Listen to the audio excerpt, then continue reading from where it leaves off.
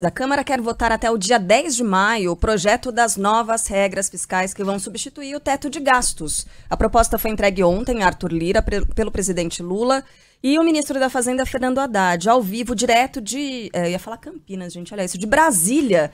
O João Pedro Melo, de novo visual, um bigodão de responsa, trazendo todas as informações pra gente. Bom dia, João Pedro.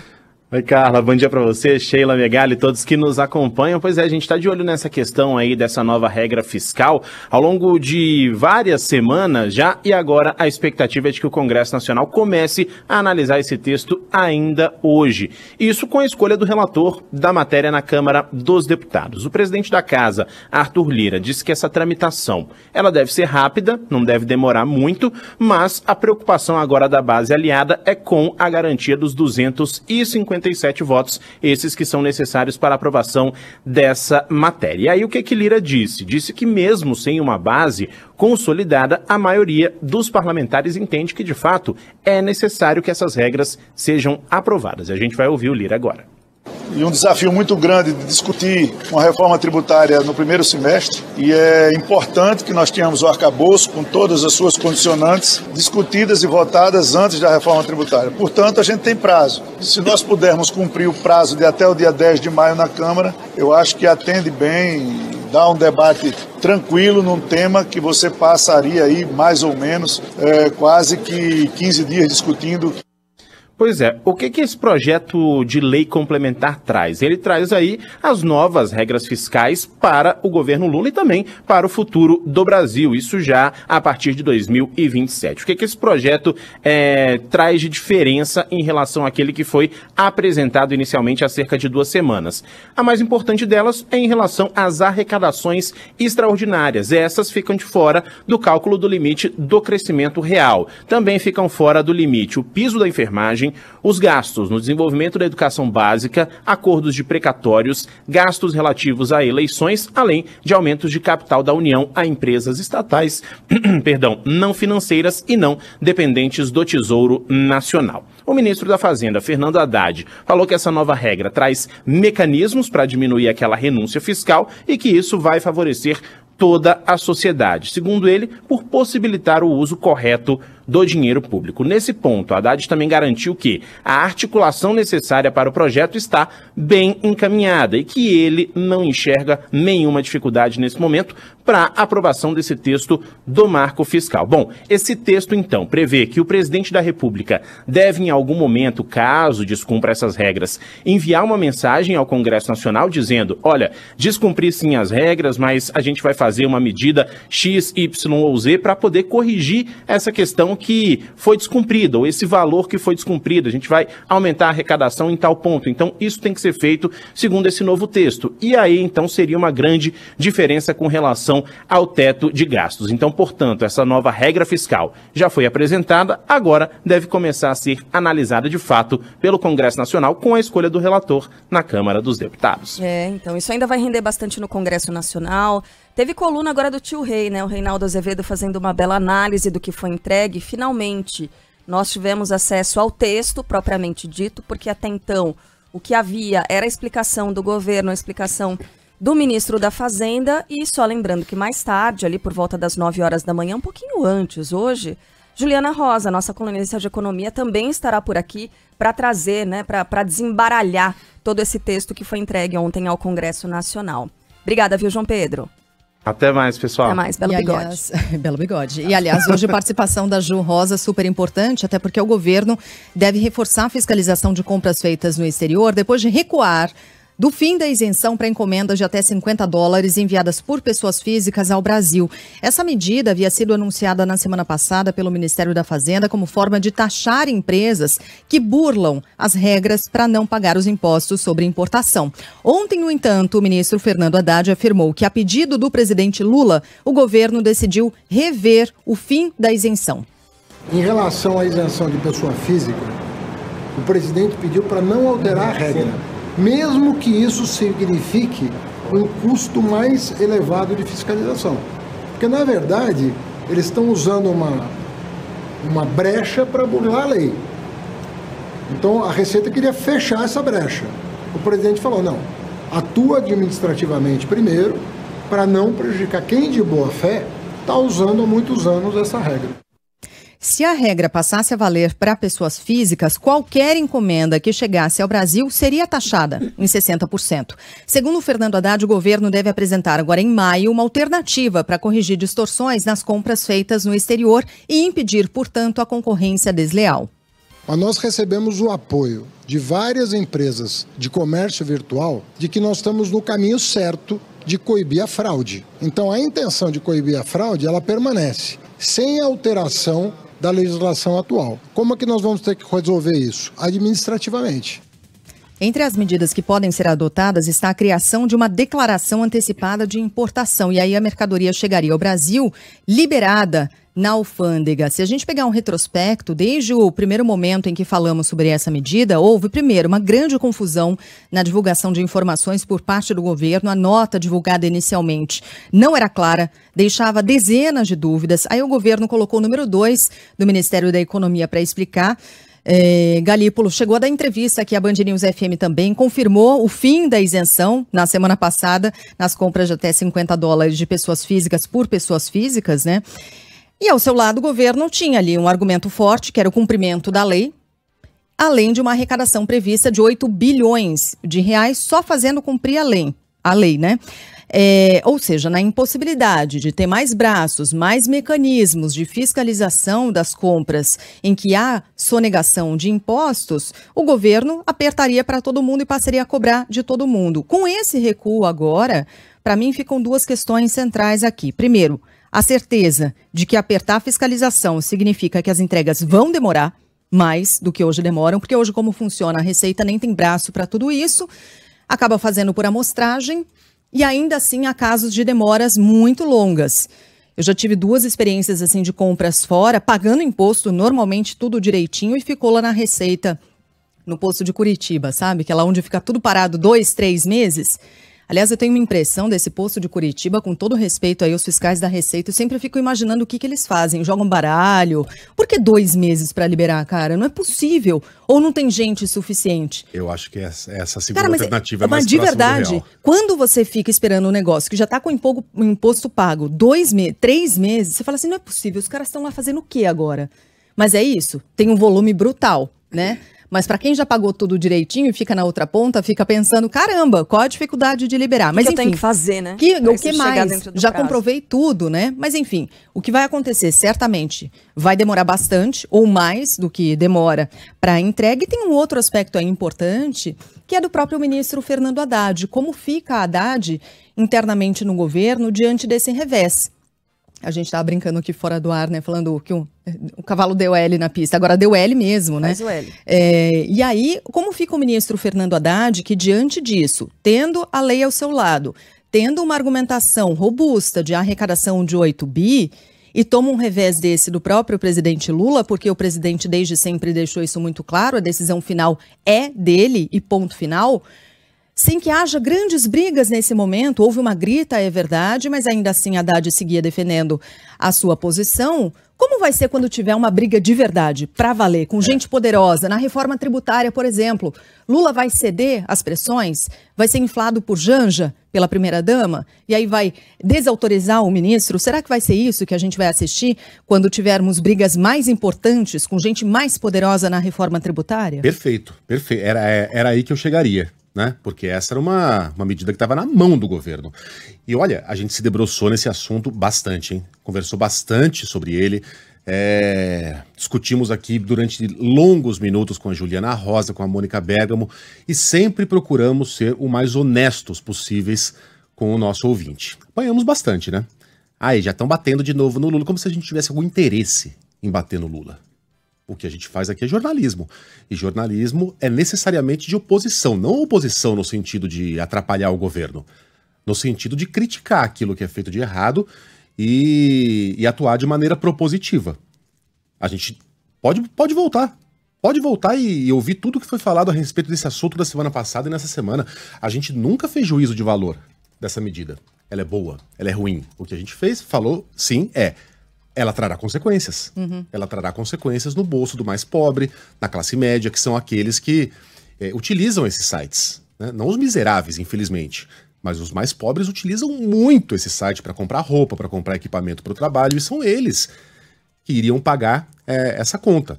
Então, o governo estava aplicando a lei, mas essa aplicação da lei teria consequências no bolso do mais pobre. A gente fez uma comparação com os camelôs. Imagine que os governos resolvam agora fazer linha dura aos camelôs. Os camelôs também estão agindo de forma ilegal, né? Mas há um ambiente histórico de tolerância aqui no Brasil que sim, beneficia grandes criminosos que importam esses produtos, especialmente da China e de outros países do leste asiático, mas também há gente que está lá para colocar leite na mesa, para comprar comida para suas crianças. E esse eventual endurecimento contra os camelôs traria consequências para muitos brasileiros que não teriam mais como trabalhar. Imagina você criminalizar o cara que está vendendo uma barra de chocolate na esquina, né? Você vai tirar esse sustento dessa pessoa. Sim, você também vai estar combatendo o crime, por exemplo, de roubo de cargas, que alimenta boa parte desse comércio. Mas as consequências também pegam brasileiros do andar bem de baixo. A gente sempre foi muito claro em relação a isso, né? E ouvimos muito de ouvintes que, inflamados por discursos governistas, então vocês estão apoiando a sonegação. Então vocês estão tentando sabotar o trabalho do Bom, tá aí. Tá aí. O que a gente disse, e disse sim, é que haveria um dano imagético ao governo de você colocar primeiro a mão no bolso do mais pobre e nem tocar num fio de cabelo da turma do helicóptero, ou da lancha, ou da moto aquática. Esses produtos são todos comprados no Brasil hoje sem impostos, sem que haja nem cosquinha nos donos daquelas 500 empresas que o governo disse que não pagam impostos e a gente está doido para saber quem são elas. Então essa reforma toda começaria pelo bolso do pobre? Veja, ela era tecnicamente perfeita. Você vai aplicar a lei, mas haveria consequências. Lula resolveu não comprar a briga, né, a despeito de todo o esforço do ministro da Fazenda, Fernando Haddad. E aí eu repito o que disse a Sheila. Se Lula não está disposto a comprar uma briga em que ele tem a lei ao seu lado, e sem maioria no Congresso, como é que ele vai comprar brigas de verdade na reforma, na reforma tributária? Como é que ele vai aprovar PLs impopulares, PECs, que tenham repercussão bastante negativa e precisem de grande número de votos nas duas casas? É preocupante que, tendo a razão e a lei ao seu lado, o governo recue, abra mão de uma arrecadação de 8 bilhões de reais que fariam toda a diferença para os cofres públicos brasileiros e ainda deixe ao léu o ministro da Fazenda, que se esforçou bastante para encontrar essa lei que não era cumprida até hoje. Da nossa parte, a gente está bem satisfeito de ter sido honesto com o nosso ouvinte e explicado as consequências durante todo o tempo. Quem foi lá e comprou aquele discurso de estamos atacando os gigantes chineses que prejudicam a economia brasileira, estamos combatendo a sonegação, agora serão obrigados a falar: permitiremos a sonegação e permitiremos que gigantes chineses continuem prejudicando a economia brasileira. Em frente.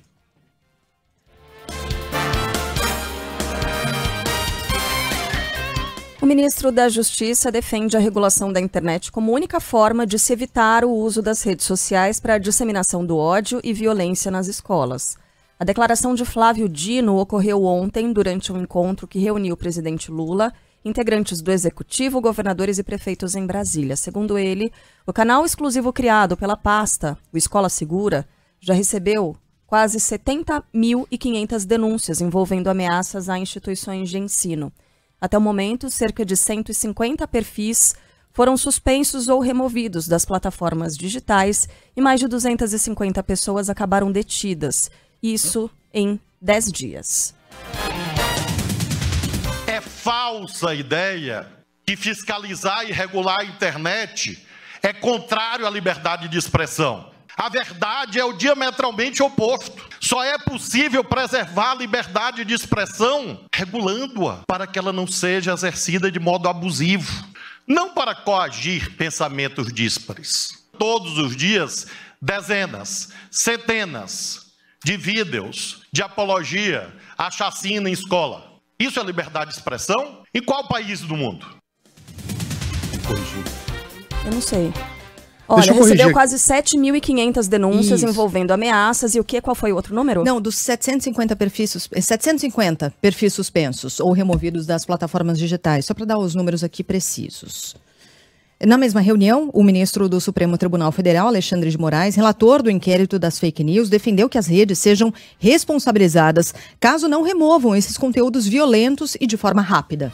O modus operandi dessas agressões instrumentalizadas, divulgadas, incentivadas pelas redes sociais em relação às escolas é exatamente idêntico ao modus operandi que foi utilizado contra as urnas eletrônicas, contra a democracia. O modus operandi instrumentalizado para o dia 8 de janeiro é exatamente idêntico.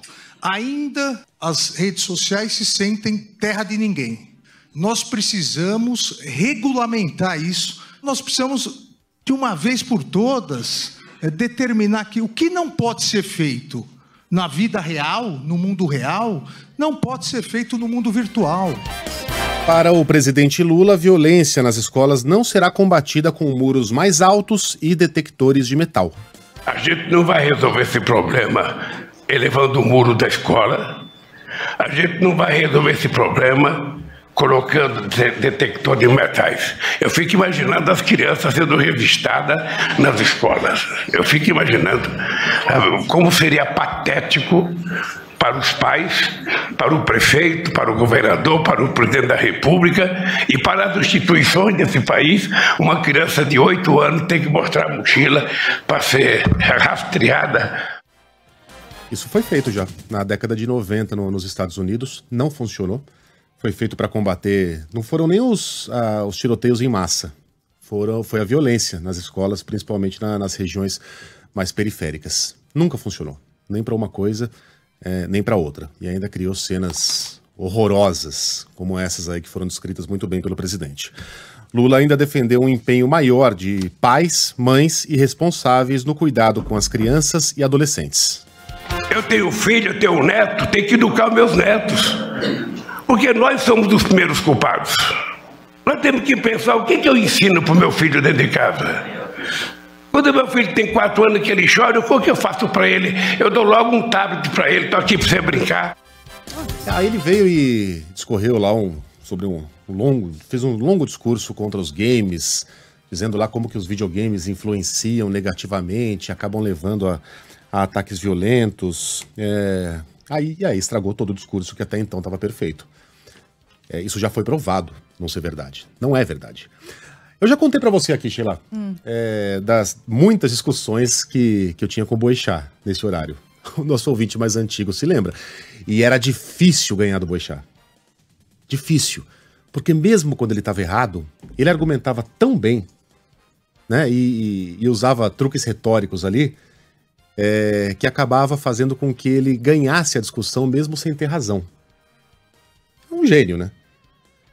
A única discussão que eu ganhei mesmo do Boechat de nocaute, ele admitiu no ar, você tá certo e eu tô errado, foi em relação à relação entre games e violência nas escolas. Porque ele também enveredou por esse discurso aí, contra videogames.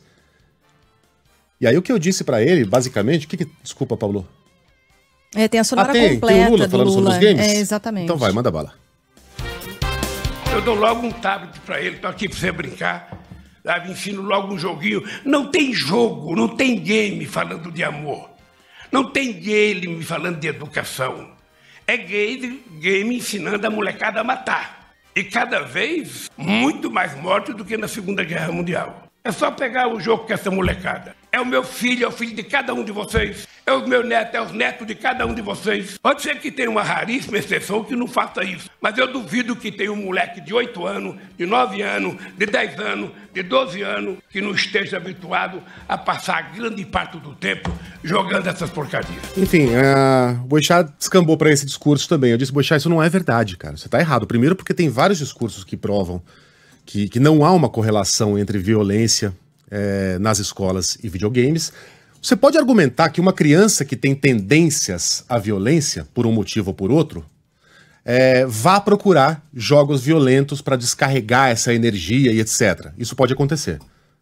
Só que o oposto não. Uma criança saudável não será influenciada por nenhum produto da mídia que vá acarretar em algo tão violento quanto um tiroteio numa escola, por exemplo. Nenhum.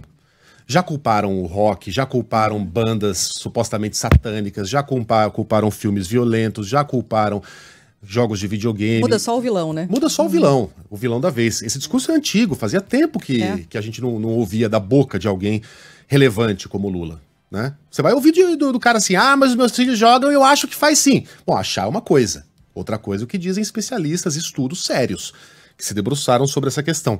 Porque a violência, ela é fascinante e ela sempre fará parte de qualquer produto audiovisual, Pegue um livro do Dostoiévski, quando não havia nem televisão ainda, quando não havia rádio. Você vai ver que é um livro violentíssimo, era aquilo que você tinha para descrever a violência, que nos fascina porque é algo que a gente não quer e não vai viver, se Deus quiser, na vida real. A gente pode viver na ficção. Pegue uma música, assim, pegue um filme que explora demais a violência. O filme americano tem sempre um tiro pra lá, bang bang pra cá, o cara tá sempre armado, bota a arma na mão da cabeça, na cabeça do bandido. Você não quer viver isso na vida real, portanto você quer ter essa experiência na ficção, da mesma maneira que você entra num carrinho de montanha-russa, mas não vai sair dirigindo a 140 por hora desviando dos carros na estrada. Sim, alguns fazem isso, alguns desequilibrados fazem isso, mas nós recorremos à violência e aos jogos para termos experiências que não queremos na vida real. Quando os homens mais primitivos aprenderam que raspar a pedra na parede de uma caverna formava um desenho, eles desenhavam uma caça, eles desenhavam uma cena de batalha entre duas tribos inimigas. Então a violência sempre vai estar presente na nossa cultura, é inevitável, mas não é ela que provoca a violência da vida real. Uma coisa não é consequência da outra. Não sou eu que estou dizendo. São os inúmeros estudos que foram feitos a respeito do assunto e é por isso que o mundo já nem fala mais a respeito disso. A gente fala do radicalismo nas escolas, do extremismo político, a gente fala do bullying, coisas palpáveis da vida real, o dia a dia da criança, e não da ficção. Quantas pessoas não estavam... Só para encerrar, não dos games. Eu acredito que o Lula vai recuar dessa declaração, ou simplesmente não vai mais falar no assunto. Primeiro, porque ele está mexendo com uma indústria bilionária, que fatura mais que o próprio cinema, fatura mais que Hollywood, e é importante para o Brasil. O Brasil está num processo de crescimento dessa indústria. Segundo, porque ele tomou um puxão de orelha do próprio filho no Twitter, o Lulinha, que já trabalhou com games, trabalha ainda, sei lá. E terceiro, porque ele tá errado. E vai entender que ele tá errado. Espero eu. Perdão, Carla. Não, eu só queria acrescentar a mensagem da Marilda. Ela falou: o problema, Megali, não são nem os jogos, mas as salas de bate-papo desses jogos, porque aí começa uma outra pegada. Aí, outra a coisa. Troca de mensagens sobre violência. Aí a coisa escala. Tem toda a razão, Marilda, faz muito sentido isso que você colocou. Essas salas de bate-papo, esses chats muito impregnados, e aí a coisa vai escalando, e um adolescente ou criança interferindo, influenciando e tal, e vai se construindo ali uma bomba que pode ser uma bomba relógio, de fato, nesse sentido. E olha, para pais, mães, educadores, a gente sabe, tecnologia é algo inescapável. Utilização de games, não tem gamificação de ensino, né?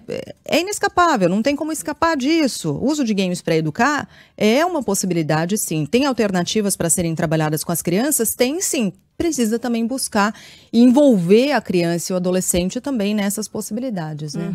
Não, eu ia dizer, Discord, a gente citou recentemente o nome de um desses aplicativos, bem que é lembrado. aquele que serve para colocar todo mundo online em qualquer parte do planeta para falar, né, principalmente sobre jogos e sobre o que o Megali estava falando. A gente tem um exemplo muito concreto do que aconteceu no Brasil. Em 1999, cinema, shopping Morumbi, cheio, assassinos por natureza na tela, todas as pessoas... Não era Clube da Luta. Clube da Luta na tela, todas as pessoas levantaram e saíram atirando em outras, não, uma pessoa, Matheus da Costa Meira, né? Então, por que é que isso acontece com um e não com outros? Isso está muito mais presente na pessoa do que no meio, no cinema. Claro. Concordo com você, tá coberto de razão.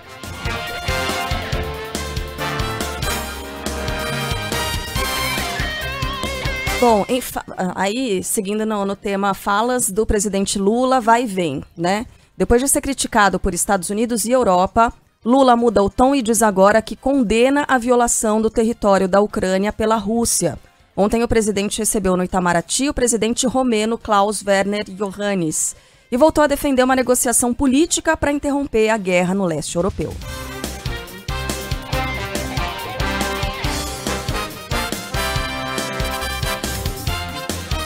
Ao mesmo tempo em que meu governo condena a violação da integridade territorial da Ucrânia, defendemos uma solução política negociada para o conflito. Falei da nossa preocupação com os efeitos da guerra, que extrapolam o continente europeu. Reiterei minha preocupação com as consequências globais desse conflito em matéria de segurança alimentar e energética, especialmente sobre as regiões mais pobres do planeta. Precisamos criar urgentemente um grupo de países que tentem sentar-se à mesa tanto com a Ucrânia como com a Rússia para encontrar a paz. Nos últimos dias, Estados Unidos e Europa manifestaram surpresa com as declarações de Lula afirmando que Rússia e Ucrânia são responsáveis pela guerra e que os países ocidentais estariam fomentando o conflito. Porta-voz do Conselho de Segurança da Casa Branca, John Kirby, chegou a dizer que o presidente brasileiro estava papagueando a propaganda russa e chinesa. Já o bloco europeu disse que o único responsável pelo conflito é Moscou, que invadiu um país independente e está bombardeando civis. Ainda nesta terça-feira, o governo da Ucrânia fez um convite para que Lula visite o país e veja a realidade da guerra de perto. Mais um caso muito parecido com aquele já citado ontem. A gente apontava aqui a discrepância entre o discurso de Lula e a política oficial do Brasil, que era de condenação à invasão da Rússia, né? A gente apontava o quanto era ruim que o presidente colocasse na mesma prateleira de responsabilidades um país invadido e um país invasor. Não importa o contexto, não importa o nível de provocações, não há nada que possa justificar a violência da pior guerra desde a Segunda Guerra Mundial no continente europeu. Não há nenhuma equivalência moral que possa ser feita entre Rússia e Ucrânia neste particular, né, da guerra, da invasão. Não da qualidade moral de seus líderes, porque aí a gente pode entrar numa discussão mais profunda. Mas no momento em que o país empreende uma invasão violenta ao território de um país vizinho, ele perde completamente a razão, não há o que discutir. Essa equivalência é impossível, até porque, a gente já dizia ontem, se a Rússia suspende as armas, a guerra acaba. Se a Ucrânia suspende as armas, a Ucrânia acaba. Então não é possível você colocar os dois lados numa prateleira de equivalência moral, que foi o que o presidente fez. A gente fez essa crítica, também apanhamos bastante, e eis aí, o presidente faz uma correção de rota. E agora, lendo um discurso preparado previamente, não tem nada de errado nisso, o presidente não é obrigado a ser especialista em tudo quanto é assunto e sair falando de improviso sobre assuntos muito delicados e com muitas nuances, alinha o seu discurso à prática e à condenação oficial do Brasil, embora ele não tenha falado o nome Rússia e nem o nome Vladimir Putin. Mesmo assim, o discurso de ontem representou uma volta do presidente aos trilhos. Uma nova pesquisa aponta que a aprovação ao governo Lula caiu 4 pontos em 2 meses. Atualmente, segundo a Genial Quest, 36% dos brasileiros classificam a gestão atual como positiva. Em fevereiro, eram 40%. Outros 29% avaliam como regular e antes eram 23%. Também 29% como negativa. Há 2 meses eram 20%. Os que não sabem ou não responderam passaram de 16% para 6%. Lula é mais bem avaliado no Nordeste, por 53% dos entrevistados, e tem a pior avaliação no Sul, 27%. Sobre a forma como o presidente se comporta, 53% dizem aprovar. Em fevereiro, eram 65%. Outros 40% desaprovam e 7% não sabem ou não responderam. Questionados sobre os principais problemas do Brasil, 31% citaram a economia. 22% questões sociais, 12% corrupção, violência e a saúde. Pesquisa ouviu mais de 2.000 pessoas entre os dias 13 e 16 de abril, margem de erro de 2,2 pontos percentuais, para mais ou para menos. Está assinado o projeto que busca garantir o pagamento do piso nacional da enfermagem. Rafael Procópio. Será enviado ao Congresso Nacional o projeto de lei que visa viabilizar o piso nacional da enfermagem. O texto, já assinado pelo presidente da República, prevê 7 bilhões e 300 milhões de reais para pagar os vencimentos da categoria. A proposta foi enviada como um projeto de lei de urgência constitucional e, com isso, a expectativa é que o piso da enfermagem tenha uma tramitação mais rápida.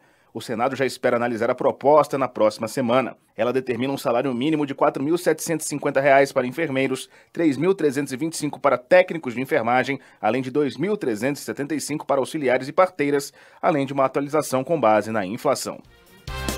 Termina na segunda-feira da semana que vem o julgamento no STF das 100 primeiras denúncias contra envolvidos nos atos criminosos de 8 de janeiro. Até agora, 2 ministros votaram. Fala, André Viana. O Supremo Tribunal Federal continua a julgar os denunciados pelos ataques às sedes dos 3 poderes em Brasília. Votaram, por enquanto, o relator Alexandre de Moraes e o ministro Dias Toffoli, que acompanhou todos os pedidos para que os denunciados virem réus. Os outros 8 ministros têm até a segunda-feira da semana que vem para votar pelo sistema virtual do Supremo. Segundo uma previsão do STF, o julgamento dos mais de 1.300 denunciados deve durar cerca de 3 meses. Vão seguir assim, de 100 em 100. Um coronel da reserva está entre os presos da mais recente fase da Operação Lesa Pátria. Fala aí, Bruna Vale. 16 pessoas são presas na 10ª fase da Operação Lesa Pátria da Polícia Federal, que apura envolvidos nos ataques de 8 de janeiro em Brasília. Entre os presos estão um tenente-coronel da Aeronáutica do Rio de Janeiro, 2 advogados do norte de Minas, o coronel e ex-comandante da Rotan de Goiânia e 4 integrantes do Partido Liberal. Os mandados foram expedidos em 7 estados: Minas Gerais, Goiás, Mato Grosso, Pará, Paraná, Rio de Janeiro e São Paulo, além do Distrito Federal. Os alvos da operação são suspeitos de financiar, omitir ou fomentar os atos antidemocráticos em Brasília. O governo condena as invasões do MST e diz que só vai discutir a reforma agrária se propriedades rurais e prédios do INCRA forem desocupados. Luiz Felipe Veloso. O ministro do Desenvolvimento Agrário, Paulo Teixeira, afirma que o governo Lula só vai avançar com as ações de reforma agrária após a desocupação das terras invadidas pelo MST nos últimos dias. As ações do Abril Vermelho, a Jornada Nacional de Luta pela Terra e Reforma Agrária, com marchas, vigílias e ocupações do MST, estão previstas para acontecer até amanhã em inúmeras propriedades do país. A mobilização começou na segunda-feira, dia em que completou 27 anos do massacre de Eldorado dos Carajás. A Confederação da Agricultura e Pecuária do Brasil protocolou uma ação no Supremo Tribunal Federal contra o MST. Segundo o diretor jurídico da entidade, Rudi Ferraz, o movimento faz política com as próprias mãos ao ocupar áreas cujo direito de propriedade está garantido pela Constituição. Ninguém hoje pactua com qualquer tipo de violência. Nós temos uma preocupação muito grande com esse acirramento de conflitos no campo. É por isso que nós estamos pedindo ao Supremo que as autoridades públicas, seja ela governo coordenado pelo governo federal, juntamente com as secretarias de segurança pública dos estados, ajam preventivamente para que não ocorra nenhum tipo de violência, nenhum tipo de acirramento de conflito. Na Câmara foi criada uma CPI para investigar a nova onda de invasões de terras pelo MST. No Senado, integrantes da Frente Parlamentar da Agropecuária também pediram respeito ao direito de propriedade que é garantido na Constituição. O senador Zequinha Marinho defendeu a adoção de medidas urgentes. O bonezinho do MST é bonezinho da moda, né? E o nosso produtor rural fica aflito. O produtor rural está vivendo nesse momento um momento de dificuldade e de incertezas. Ontem, o ministro das Relações Institucionais, Alexandre Padilha, disse que há outras formas de lutar pela reforma agrária. Condeno veementemente qualquer ato que danifique processos produtivos, áreas produtivas. Não é a melhor forma de lutar por qualquer coisa. Então, eu condeno veementemente qualquer atitude que possa atrapalhar a produção. Acho que nós temos outros instrumentos melhores e mais efetivos, inclusive para as bandeiras que possam ser levantadas para a conquista desses interesses. No Espírito Santo, a Justiça determinou a reintegração de posse de uma fazenda de celulose da Suzano. Fala aí, Letícia Cardoso. A Justiça deu 24 horas de prazo para que os integrantes do Movimento Sem Terra, que invadiram na última segunda-feira uma fazenda da empresa Suzano Papel e Celulose em Aracruz, norte do Espírito Santo, desocupem a propriedade. A decisão também autoriza o uso da força para retirar os manifestantes e estabelece uma multa de R$5.000 por hora para cada um que resistir. Essa é a 4ª fazenda da Suzano invadida pelo MST em menos de 2 meses. Vamos falar do escândalo da manipulação de resultados de jogos da Série A do Campeonato Brasileiro de torneios estaduais. Pelo menos 9 jogadores estariam envolvidos nesse esquema. Isso pode ser a ponta do iceberg, hein, gente? Da última vez, um campeonato inteiro chegou a ser quase suspenso devido ao escândalo do juiz que vendia, né, resultados de jogos. É grave. O Marcos Nazzoni tem as informações. A segunda fase da operação que investiga a manipulação de resultados em jogos de futebol, deflagrada pelo Ministério Público de Goiás, apura conduta em 6 jogos da Série A do Campeonato Brasileiro do ano passado e 5 jogos de campeonatos estaduais de 2023. A suspeita é que um grupo criminoso agiu nos campeonatos goiano, gaúcho, mato-grossense e paulista, aliciando jogadores com ofertas que chegavam a R$100 mil. 3 pessoas já foram presas em São Paulo, sendo apostadores ou intermediadores. Ao todo, 9 jogadores foram alvos da investigação e 4 já foram identificados. Entre eles estão o zagueiro Vitor Ramos, da Chapecoense, o lateral Igor Cariús, do Sport, e o meia Gabriel Tota, que jogava no Juventude e hoje atua no Ipiranga. Eles negam participação no esquema. Segundo o promotor do Ministério Público de Goiás, Fernando Martins, entre os eventos realizados estão recebimento de cartão, cometimento de pênaltis e até vitórias parciais. Ele acredita que o número de partidas manipuladas ainda pode aumentar com o avanço da investigação. Não descartamos, portanto, que tenham outros jogos potencialmente manipulados, seja no cabedal de provas que nós já angariamos da primeira fase, bem como nesta data. Em nota, os clubes começaram a manifestar. O Bragantino, por exemplo, disse que o clube tem tolerância zero com qualquer atitude que possa ferir a idoneidade do esporte. O Santos disse que tem total confiança nos atletas e que se coloca à disposição para ajudar nas investigações. O Juventude foi na mesma linha e destacou que não é aceitável que profissionais ligados ao futebol estejam minimamente envolvidos com práticas antidesportivas. Alberto Amorim disse, Megali, Pois essa não. é só a ponta do iceberg. Foi bem. Foi boa. Foi boa.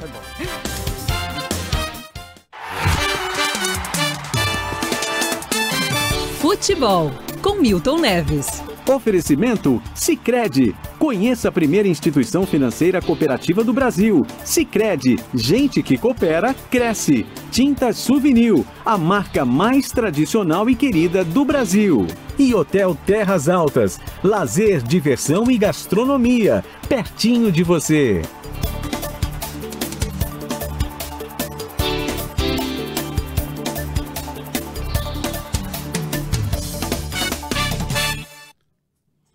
Fala, Milton, bom dia.